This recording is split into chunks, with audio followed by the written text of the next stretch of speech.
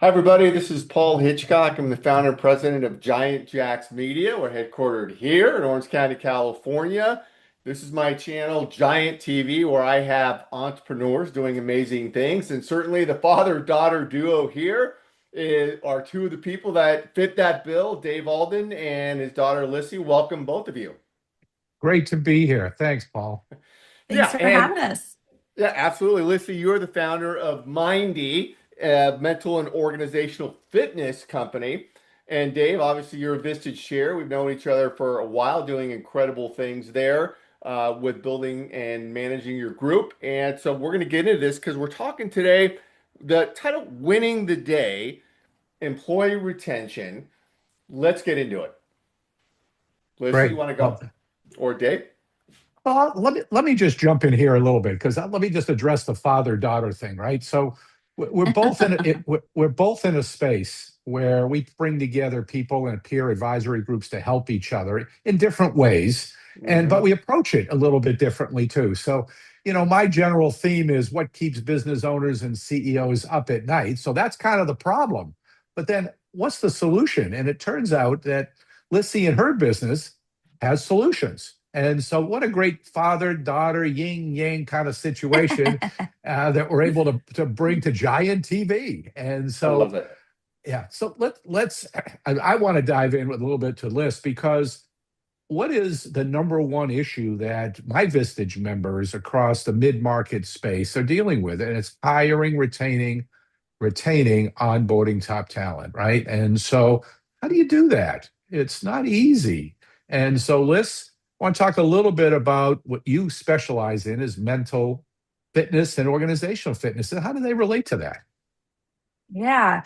Well, thanks, Dad. That was awesome. Really, really excited to be here with you both today. And thanks for teeing that up. I always talk about organizational fitness whenever there's a question that comes up specifically around retention, primarily because organizational fitness is something that most people haven't heard about. And I'll just define it for us here. It's really about making sure that an organization builds the right structures, training, and tools to grow well and fast over time. And we use the word fitness specifically because fitness really helps us visualize that this action or these sets of actions that need to be enacted by leadership and the entire company are ones that have to be done repetitively over and over and over again in order to create strength within the organization so that you can keep employees and also attract them. And so I'll kind of talk through the four elements for at a very high level for organizational fitness, and then we can kind of dive into those if they're interesting. We can kind of go in another direction, but there's really four things that every organization needs to be managing for. The first has to do with clear expectations. And this is not just around expectations for what your employees need to do, but it's actually also for how employees need to show up in the terms of values and the cultural expectations you have for any one employee. Mhm. Now, a lot of folks think, well, my expectations are clear. If we run, for example, a financial firm and we do auditing, the goal is auditing. But the real truth is, most people are hired, fired, or leave specifically because they don't feel good at work daily. And they're not necessarily sure about how their behaviors are linking to that big picture. And so that's where expectations come in. The second three categories I'll kind of buzz through really quickly. The second is foundations for doing your job, which are really around pay, safety, breaks, regular progress check ins, making sure that you have this general hygiene around making sure your employees are supported to do the job that you've asked them to do. The third thing is around creating elements for progress or building a learning organization. This is everything from making sure that you're managing workload, growth opportunities, fostering warm connections amongst employees, even in a remote environment, and also making sure that you're enacting what's called skills based work. So people are able to do jobs that are aligned to their skill set as opposed to a job title. But the last most important piece of all of this, after expectations, is around the fourth category, which is communication and accountability, which is, I joke, the invisible secret sauce, the magic that's typically missing from most organizations. And it's usually the thing that leads to most people leaving, is that they are not clear on expectations, or they are clear on expectations, but then there is not regular and ongoing communication and accountability amongst themselves, colleagues, their bosses for those expectations. And all of a sudden they feel like they can't possibly win right? And so we can Yeah. talk about examples of that. But those are really your four categories: expectations, foundations, elements for progress, and communication and accountability. I love it. I love the parallel to fitness, right? So you go to the gym, you got a plan, right? You need a plan. And so then you're going to measure that plan and you're going to do some different things to make all that work. So I love that story, how you frame it Yeah. as a bit of fitness too. And so I see, sorry, so many organizations have elements of that, but they don't quite have the machine to make these all come together. So, Liz, what do you see in terms of you need all four of these in parallel? You need them to happen at the same time. What are your thoughts on how this kind of works? If I'm a business owner, how do I start? What do I got to do? Yeah, so it's a great question. And there's kind of two frames that I look at this in.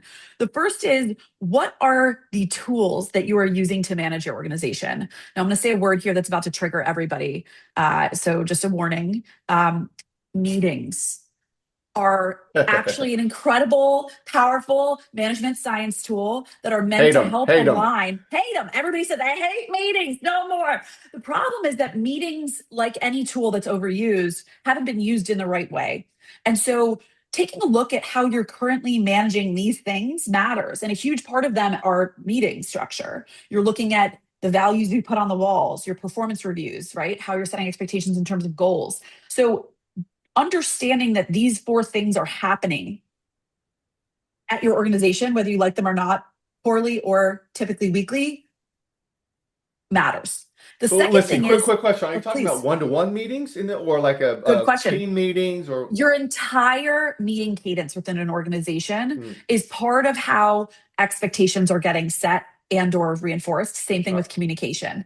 Now, I always like to say I have a tool that helps people understand what are the elements that we are doing really well at in mental or organizational fitness, and what are the elements that we need to work on. Now, you don't need to work on all four things, Dad, to answer your question very specifically. It's that you basically need to pick one. And you can either go to a couple employees and ask them, of these four things, what are we doing best? What could we use the most work on? Or I bet in your soul, if you sat in silence for a moment without your cell phone in front of you, you'd be able to say, hey, you know what, we could do a better job at expectations, or we could do a better job at foundations, meaning all I do is communicate, but people aren't necessarily, doing the one-on-ones with their bosses that they need to follow through. Now, like physical fitness, you can't go to the gym and work on your biceps, triceps, quads, and cardio at the same time. You're usually focused on one big thing at a time. And then in being at the gym, you're working on other stuff. The same is true with org fitness. I usually go into an organization, do a quick diagnostic, and then say, okay, let's actually focus on expectations first. Because if Hmm. expectations aren't clear, we could have people running all over the board, but it doesn't Oh yeah. actually matter. And so once we look at expectations, we say, oh, goals are clear. Those are on the wall. Those are being sent out every week. People are asked to report on them. But now we need to actually hold everyone accountable in terms of behaviors. What structures need to be in place to do that? Liz, I got to tell you that the org part comes pretty naturally to me just from my history in organizations. The one I want to flip the switch on a little bit is the mental fitness piece, because I like that because it's a lot to do with accountability for that individual. So it's just not what the corporation is doing or the organization's doing for me. It's what am I doing for myself, which reflects positively on the organization. So I would tell you years ago, mental fitness was kind of like a woo-woo concept, and Yeah. for the older generation, right? But today, it's really real. So, kind of, can you pull that together for us? And how does that mental fitness work with the organizational fitness for the overall benefit of everybody involved? Yeah, no, it's a great question because I get it a lot because folks come to me, they're complaining about work and they're like, well, if we just fixed my boss or if I was just clear on what I needed to do, everything would go great. And that's actually not true. I always say that I started my work in organizational fitness thinking I was solving the hard problem, which is if you fix the structure of a company, make sure the right people are in the right place at the right time and getting supported and appreciated for that work, everything was all good. But that's actually not true. The problem and stress started to be expressed through home or through health or through marriage or politics instead. And so that's when I started looking at mental fitness. Now, mental fitness, for those who don't know, is really about the ability to tackle your goals and day with vigor, energy, and consistency. again, to tackle your goals and day with vigor, energy, and consistency. And no matter where you work, no matter how wonderful their resources are, no matter how careful they're staffing, the floor to make sure that your workload is managed, no matter how great expectations are, if you're on your cell phone 24/7 and you're not taking care of your mental state, nothing else works. And so mental fitness is the practice of exercises, things like recovery exercises, like making sure that you rest your mind through mindfulness or meditation, or simply not bringing your phone to the toilet. Things like cross training your brain, making sure that you're Impossible. learning. Impossible. Impossible, right? Things like cross training your brain, making sure you're learning new things every day and keeping or building what I call cognitive flexibility in your mind. So you don't get stuck in these mental ruts, which happens when you're tired because your brain will try to conserve energy and you use patterns. Or scoring, which is making and recognizing progress. You will be in a place where no matter how great your environment, you're going to have to leave. And so I always like to say that org fitness is really about the structure you're in. Mental fitness is about the work that you're doing to live and exist within that structure. And at the crux of both of those things, if it's a Venn diagram, you're looking at high performance or goal achievement in the middle. And so if you think about this in terms of athletics, because we love these analogies, your team can be beautifully structured with great practices. But if you personally show up to practice and you're doing all the right things, but then you go home and you're eating Cheetos nonstop, sitting watching Netflix while you're double screening and not sleeping, you're not going to be able to perform on that team for very long. And so this is where you understanding your responsibility for taking care of your own mind, especially in knowledge work, where your brain is your number one asset. Knowledge work meaning any job where you have to use your brain on a daily basis, which is most jobs today. Yeah. All of a sudden, it becomes very clear that there may be a reason, yes, why work feels not so good today, but the entire reason may not be because you're in the wrong environment. It might also be because you're not doing the right things to feel good in that environment. It's interesting that, I go to the gym from time to time. And so I see that so many people have trainers. And because people can't know themselves all the different tools that are out there. And so this is where you and I share one thing. We do coaching. We do it in a Yeah. little different way. And Yep. so the mental fitness coach, how does that work? I mean, you go to the gym, there's a million machines. How many machines are there in the mental fitness world? And so how many tools do you have? And kind of, it's complicated. Just kind of simplify. What tools you got out there to make all this work? Yeah, it's a great question. So, and I love the analogy of walking into the gym and seeing all of these different machines. So, the work that I really work to do with people is help them, one, understand at a very fundamental level the mind movements their brain needs to feel good. So, most people who walk into a gym know that you need to move generally, push, pull, get your heart rate up, sweat a little bit, maybe pump your muscles.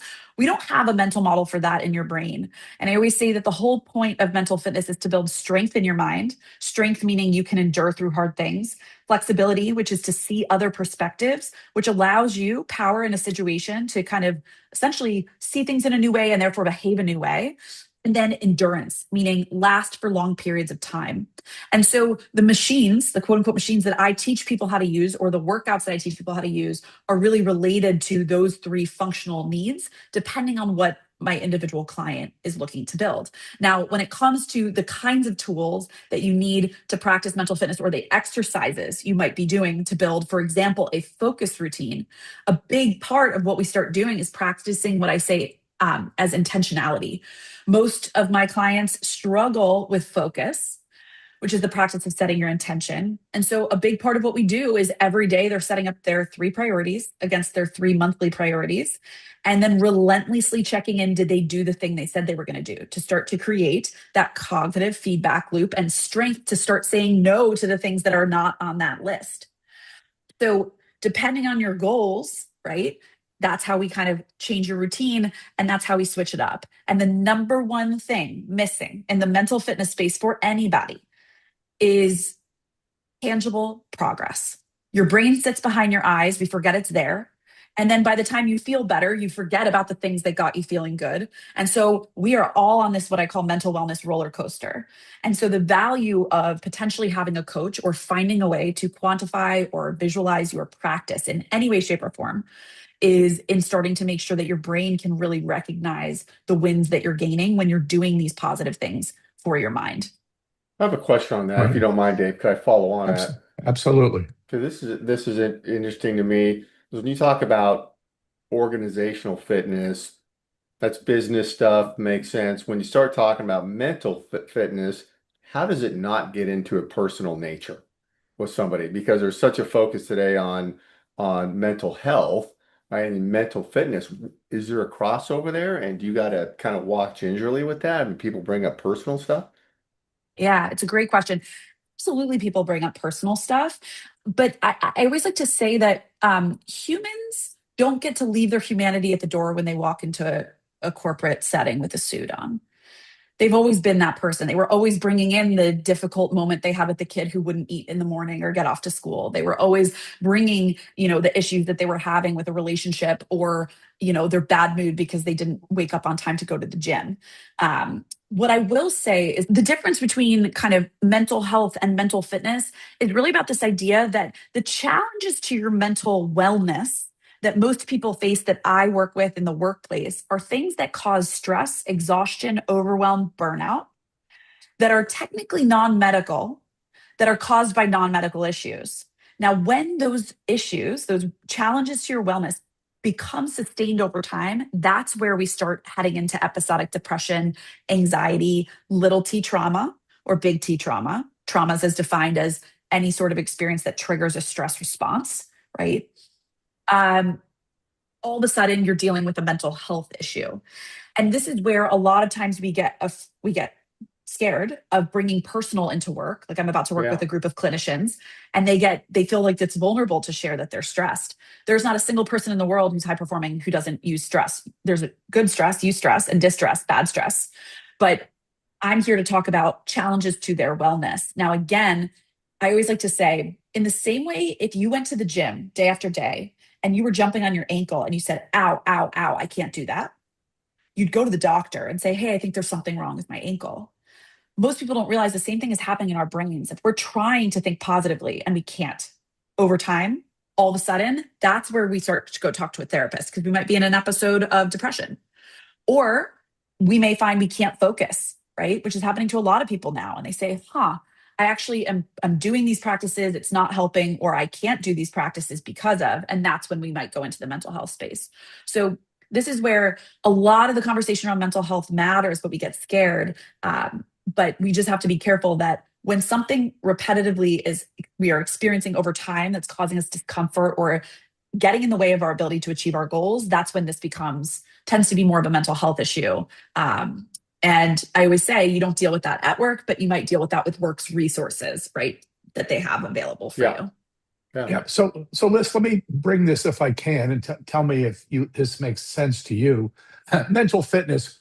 Let's use the term EQ, emotional intelligence, which great leaders have to demonstrate. And so when you think about optimism, when you think about uh, being able to solve problems, being curious, understanding the problem before you focus on what the solutions are. And so all those pieces underline mental fitness underscores those things, I believe. And so I spend a lot of time with my Vistage members and coaching on terms of EQ, but that mental fitness can really give you the muscle to be able to be at your best every day and demonstrating the EQ that your staffs, employees, and your organization can appreciate.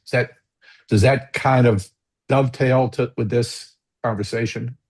Yes, because I always like to say if you're not practicing mental fitness, then you don't have the cognitive energy to listen, which takes more energy than speaking, which is one of the crux of emotional intelligence and being able to read the room and truly pay attention to the emotional state of others. And so being able to practice mental fitness is the thing that allows you to perform at a high level against, your emotional quotient, but also your intellectual quotient and absolutely everything else. So very, very well called out. And yes, they go hand in hand, and you can't do one without the other. Good. Paul, how are we doing on time? Because I know both Liz and I, we do all day sessions, right? We don't have all day. So No, I love it. you're the Yeah, timekeeper. yeah, I'd say a couple last things here as we hit the wall. I had a question is as um, both of you are involved with these leaders, do in management, do they openly come to the table with issues like when you're first working with them? And both of you could answer this, but or you have to pull stuff out of them. Let me go first here because the Please. people that generally join peer advisory groups generally have three characteristics. They are self aware, they're learners, and Ah, generally have something keeping them up at night. That's where I get that theme, keeping yeah, them up at night. So that isn't the general population, to be quite candid with you. And just in general, I got talked to probably 6 or 7 business owners, business leaders, because people don't dedicate the time, don't see the benefit of, and don't be honest with you, it's not always the reason, don't practice that mental fitness piece because to be a bit self-aware, you're doing some of the things that Lissy's talking about, I yeah, for believe. sure, Maybe for not in a sure. regiment. It's kind of like you don't go to the gym, but at home maybe you're doing push-ups in the morning, you're doing your stretching, but you're not doing the whole routine kind of deal. So that's how I see it. Liz, how about from your side? Really, really well said. I think from my side, what I find is that my one-to-one clients, similar to my dad, they have this sense of, self-awareness and learning, and they're really willing to have the conversations, even if they're not bringing the initial, facts to the table that we end up discussing. But I do find with my consulting and workshop clients, it usually takes a bit more time for folks who either have an extensive amount of expertise and they're expected to be an expert in their Yeah. field, or a certain amount of tenure within an organization to come to me and have these conversations. So there is a lag, I find, a bit generationally, and then like I said, just from an expertise perspective, because mental fitness, even though it sounds like what it is, I mean, every single professional athlete in the world is practicing mental performance as a part of their being the best at what they do. But most people haven't been taught that we need to do the same thing in other parts of our life. And so it feels vulnerable to them to have these conversations at first. And then they realize, wow, it's actually not, we don't need to be talking about my childhood to make sure that I'm feeling more focused at work every day. And once they Yeah. realize that, it becomes really powerful. So here's a generational thing, Paul. I would tell you Yep. that from my generation perspective, certainly working for an enterprise for the majority of my career, vulnerability was weakness. Oh, You were right. expected to know everything Yeah. all the time. And and I think this that to the benefit of younger generations, Lissy's and others, is that people are much more open to the understanding about vulnerability. And it goes to learning and self awareness and mental fitness. Yeah, I think it goes into the authenticity of today. I mean, leaders are just more authentic today, and Yes. I don't know, maybe it's because of everyone's online and doing things, but to me, the great leaders are authentic and out there, you know. Yeah. One of my favorite lines, Lissy, you'll love this, is we used to say the beatings will continue till morale improves. And so I mean that's just an indication of kind of what the environment was like in the olden days. Yeah, we won't talk about what it was like growing up around that, Lissy. We'll just leave that on the There you side go. right now. Can I ask one question? Actually, I am curious, and this is for both of you, which is who have you seen, and it could be someone you've personally experienced or a leader in like the mass media, demonstrate great leadership in terms of this vulnerability today? Dave, I'm Oh, gonna I let would you tell handle that. Yeah. Oh, I would tell you, there's no question, Alan Mulally at Ford Motor Company. And I've had personal experience with his leadership. And being vulnerable is one of the reasons he was such an authentic leader, using Paul's words. And that Yeah. was very refreshing. Love it. Love Great it. stuff. I know we could go on forever. Appreciate this. Lissy, David, thank you. And everyone listening here, wherever you're watching this, because we are going to simulcast this everywhere. Contact information for both these folks will be around this video. And thanks for being here. Paul, thank Thank you you. for letting us be on Giant TV. Giant teams. Thank you. Thank you both. I know we'll see you again soon.